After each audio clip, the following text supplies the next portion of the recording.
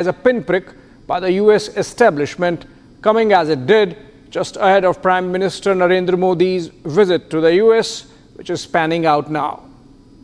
The adamance with which the US is pursuing the case, the manner in which Pannun and his organization are being provided a safe haven for carrying out his anti-India activities, even as it seeks to build a long, enduring relationship with India, smacks of an institutional schizophrenia the United States can do without. I'll give you a deep dive on the historical linkages of the Western deep state, not just in the US, but also in Canada and the UK, with this anti-India Khalistan ideology. You would learn the why and how of it, the reasons behind Khalistani activism happening entirely on foreign soil or from foreign soil, and how we have responded, both at the level of state and society. Let's get going.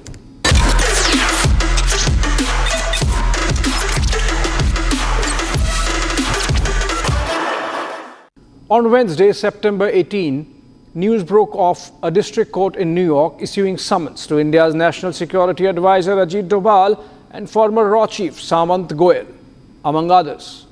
This was in response to a civil lawsuit filed by Khalistani terrorist Gurpatwant Singh Pannun, who spearheads the Sikhs for Justice, a US-based organization campaigning for separate state of Khalistan carved out of India's Punjab.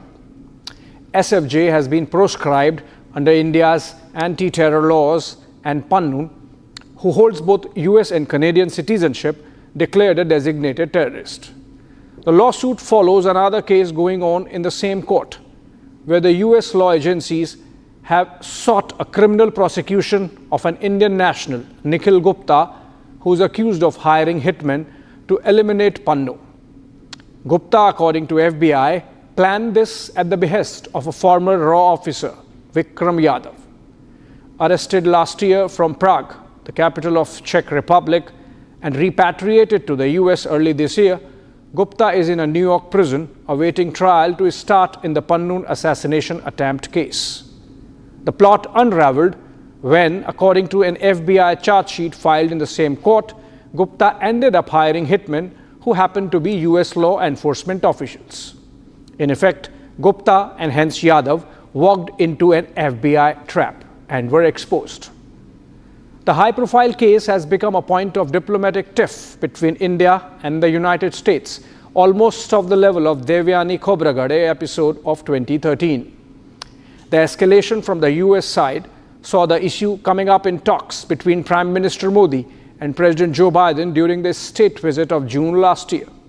As we have said before, we continue to expect accountability from the government of India in relation to the alleged role of an Indian government employee in the failed attempt to assassinate a US citizen on US soil that occurred last summer. And we continue to raise our concerns directly with the Indian government at senior levels.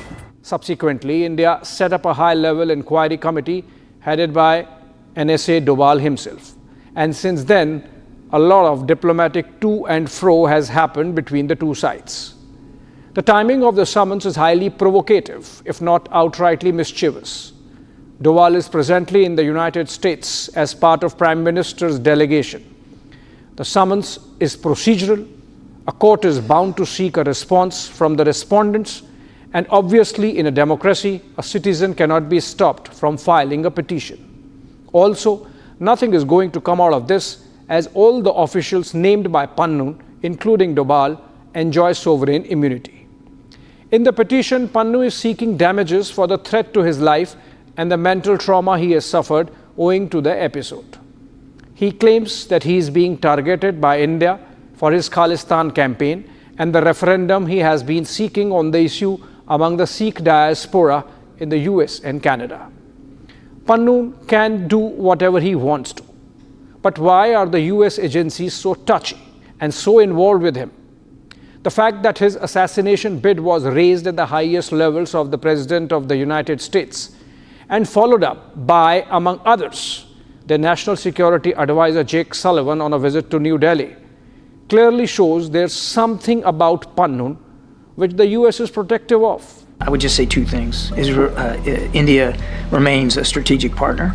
and we're going to continue to work to improve and strengthen that strategic partnership with India. At the same time, we take this very seriously. These allegations and this investigation, take it very seriously. What secret does Pannun harbor that he needs an FBI ring around him? Is he a CIA asset? On record, the United States shows it as an issue of protecting freedom of expression of a US citizen. After all, have we not seen massive pro-Palestine protests spanning across the United States this past year, in which, in the name of freedom of expression, even US symbols of state, including their national flag, have been targeted and in some cases their homeland security compromised. But it's not limited to that, unfortunately. There is a recent and long history of the deep state in the West using fissures in our society as a leverage against India. The Khalistani sentiment, howsoever weak, is one of them.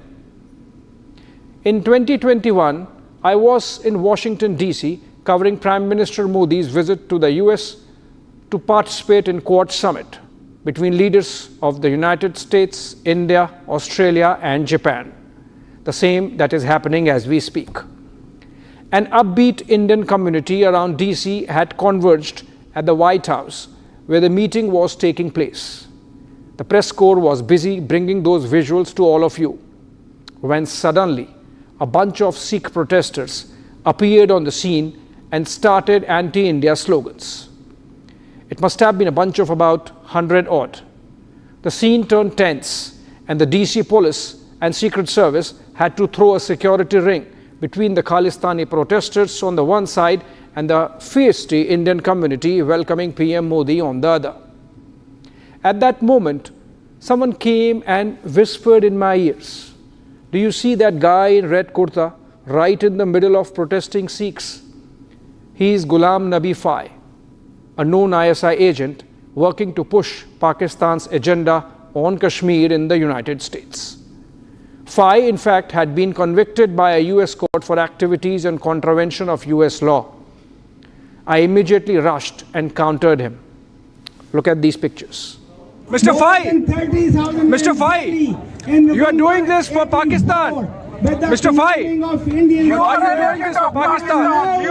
Mr. Fai, are you doing this for Pakistan? Mr. Fai, are you doing it on behalf of Pakistan, on behest of Pakistan? Mr. Fai, Mr. Fai, are you doing it for Pakistan? Mr. Fai, are you doing it for Pakistan?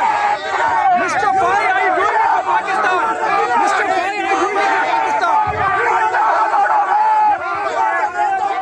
Did you see how the protesting Khalistanis surrounded him in a protective ring and started abusing me instead? The episode left me wondering about a lot of things. Aren't you curious why the Americans would allow anti-India Khalistani protests outside the White House when inside they were raising a toast to the ever-strengthening strategic partnership between India and the United States?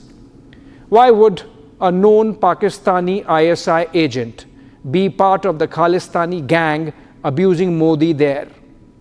If you do 2 and 2, 4 and connect the dots, it is clear that the American deep state was leveraging its connections with ISI to embarrass Modi and India.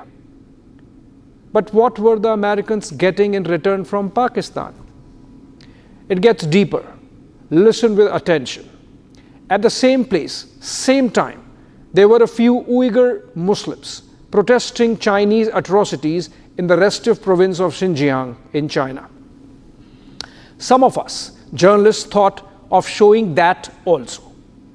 To my surprise, the Uyghur Muslim protester was speaking in nice Hindustani, a mix of Hindi and Urdu. Curious, I asked him how come he was speaking that language. He mentioned how he had escaped Xinjiang decades ago and settled in, guess what, Islamabad in Pakistan with his family. Clearly, at some stage, he was picked up by the ISI and groomed as a CIA asset to target China. Now, do you see the linkages? Do you connect the dots? CIA, ISI, Ghulam Nabi Fai, Khalistanis.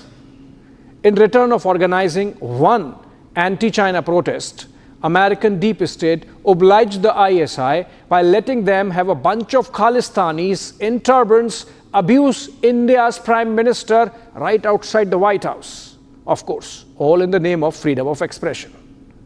Roughly the same time that the Pannun assassination bid was panning out in the US last year, another Khalistani activist, Hardeep Singh Nijjar, was gunned down by assailants in Surrey, British Columbia, of Canada. This was on June 18, 2023. Nijjar was a naturalized Canadian citizen and, so far as India is concerned, was a terrorist associated with the militant group Khalistan Tiger Force, as also spearheaded the Khalistan referendums of SFJ and hence was an associate of Pannun. Canadians have raised a stink on the murder, attributing it to Indian agencies, and in fact, there is an ongoing diplomatic standoff that has seen expulsion of score and more of Canadian diplomats from New Delhi. Over the past number of weeks, Canadian security agencies have been actively pursuing credible allegations of a potential link between agents of the government of India and the killing of a Canadian citizen, Hardeep Singh Nijjar. Imagine, Canada itself had put Nijjar on a no-fly list, considering him a terror threat in 2016. His bank accounts were frozen. Same was done by the United States. But then, when he got eliminated, apparently by some criminal gangs, it became an attack on their citizen, and again, a freedom of expression issue insofar as Nijjar's Khalistani activism is concerned. Do you wonder why all these pockets of Sikh diaspora around the world, from Vancouver to San Francisco to Melbourne and Brisbane to London, have become Khalistani hotspots? Both in San Francisco and London, India's diplomatic missions have been targeted and faced arson and damage to property. There is a clear threat to the life of our ambassador and other mission members in Toronto and Ottawa, prompting an upgrade of security detail even by the Canadians, despite softball approach towards the Khalistanis. Our ace anti-terror agency, NIA, is investigating at least a dozen odd cases of terrorism and fomenting communal trouble in our country involving Khalistanis abroad, essentially based out of the US, UK, Canada, Australia and Pakistan. Let me explain to you the umbilical links between anti-India Khalistani separatists and the Five Eyes deep state. It goes back to the early 20th century when a lot of Indians from Punjab migrated to the west coast of North America as part of that period's labor migration. You could call it the first flush of modern globalization. From San Francisco and Sacramento in the US to Vancouver and Surrey in Canada, Sikhs went in and settled in thousands, going in as farm labor but eventually diversifying into other professions. To control this influx of thousands of Punjabis, Canadian authorities brought in what was called the Continuous Passage Law, according to which you could enter Canada only if you had made a direct, uninterrupted journey from your port of embarkation. Clearly, this was aimed at discouraging new migrants. This discriminatory move inflamed nationalistic passions in the Punjabi diaspora along the west coast, leading to coming up of platforms like the Free Hindustan Press and Khalsa Diwan Society. The first Gurdwara in Canada was in fact set up in 1908 in Vancouver itself, which was the first Gurdwara to come up anywhere in the world outside what was then the territory of undivided British India, the Akhand Bharat from Afghanistan to Burma. The nationalistic feelings led the Ghadar movement shaping up among the expat Sikh community in US and Canada. Remember the Ghadar party of Madam Kama and others? It was set up in San Francisco in 1913 with Sikh leader Sohan Singh Bhakna as its president. Lala Hardayal was charged with bringing out Ghadar parties weekly, later also edited by Kartar Singh Saraba.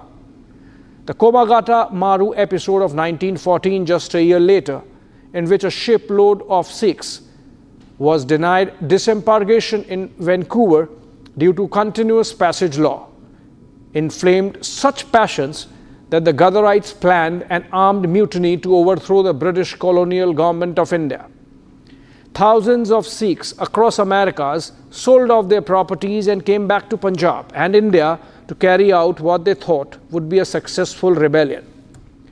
The colonial British intelligence got interested and infiltrated the Sikh diaspora across the Commonwealth.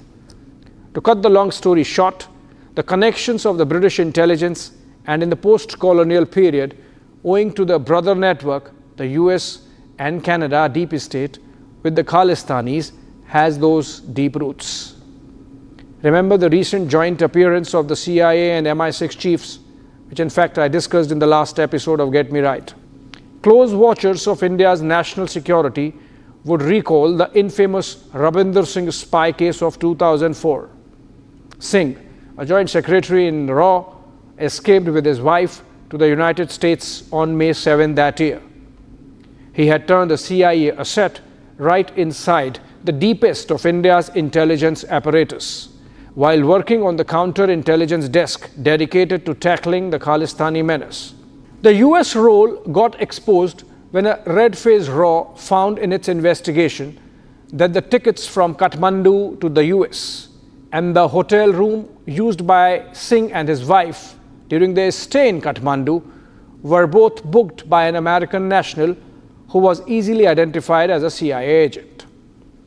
In his great book called The Khalistan Conspiracy, former RAW officer GBS Sidhu recalls how then RAW chief R.N. Kao visited London and Zurich in early 1984 to meet some Khalistani elements and seek their cooperation in getting Jarnail Singh Bhindranwale to vacate the Golden Temple complex. It is believed that Kao met Ganga Singh Dhillon in Zurich, who was based out of Washington, D.C., and was running the Nankana Sahib Foundation in the US Capitol. Obviously, he must have been part of the CIA-ISI nexus to enjoy that kind of leverage, just like Pannun now. Remember also, those were still Cold War days, and Pakistan and the United States were clearly aligned against India. I need to narrate one more anecdote from this fantastic book before I move on. Back in 1976, when Sidhu was sent as RAW station officer to Ottawa, his predecessor, Shamsher Singh, a 1957 batch IPS officer, instead of coming back to India on transfer, preferred to resign from the services, forego his pension, and return to Canada within a week to settle there. Imagine, our intelligence officer, a senior IPS officer at that, perhaps was compromised enough to give up on his nationality and become a Canadian citizen. The Canadians obviously obliged because they valued the services Shamsher Singh must have provided.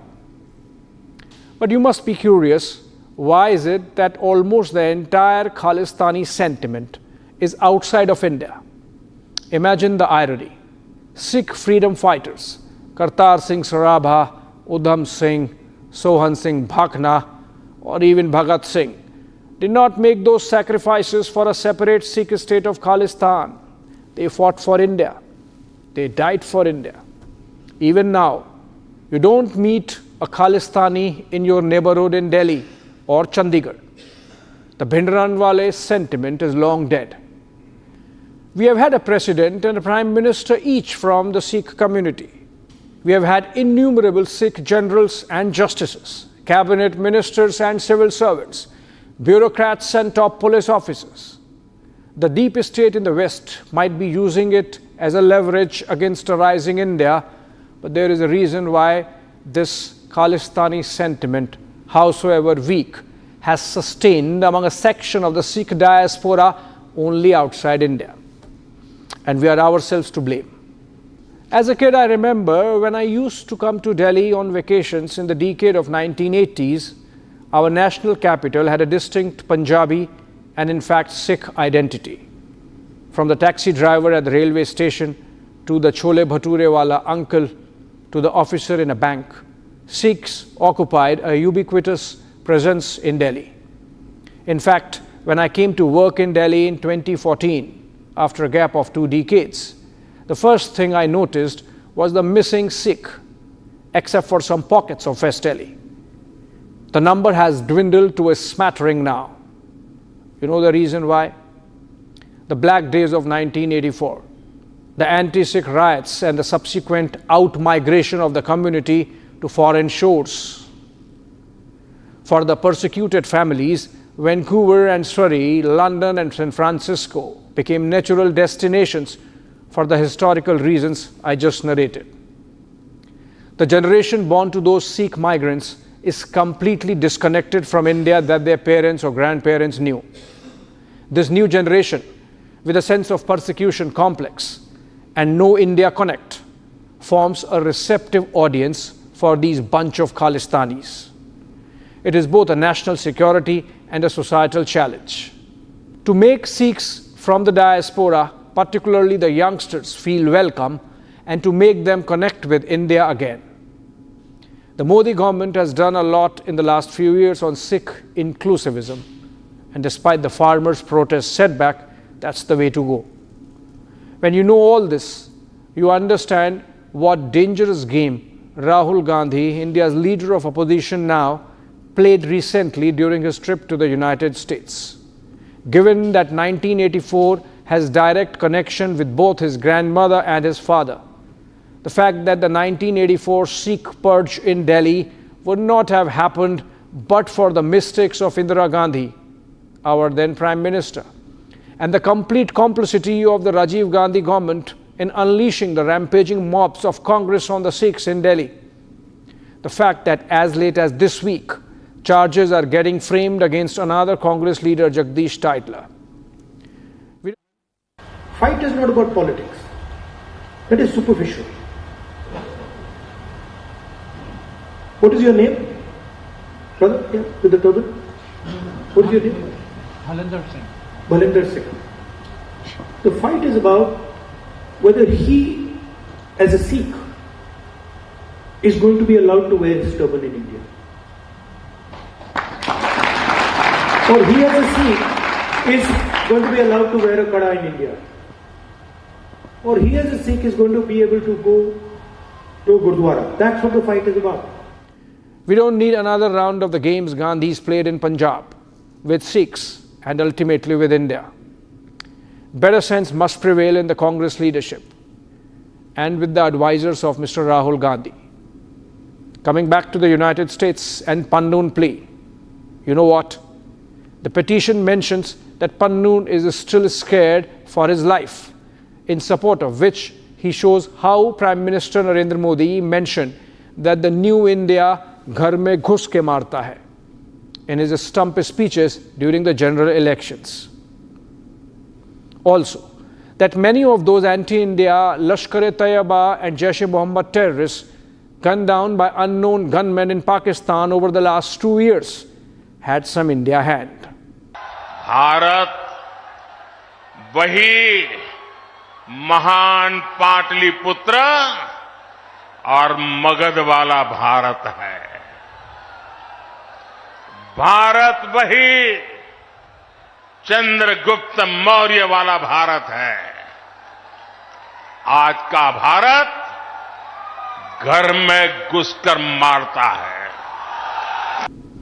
Irrespective of whether we did or did not have a role, this fear that a new confident India can go after its enemies is good. With a failing Pakistan and a militarily strong China breathing down its neck, it would be in the interest of the United States to not impair a great partnership with India at the altar of patently dishonest narrative of freedom of expression. It is clear that Pannun is being protected by the American agencies out of atavism of institutional memory of Cold War days. Americans need to understand Cold War is long over. The hesitations of history are long buried. The Indo-US partnership is for the greater common good of the world. US has to stop being silly on Pannun. Thanks for watching.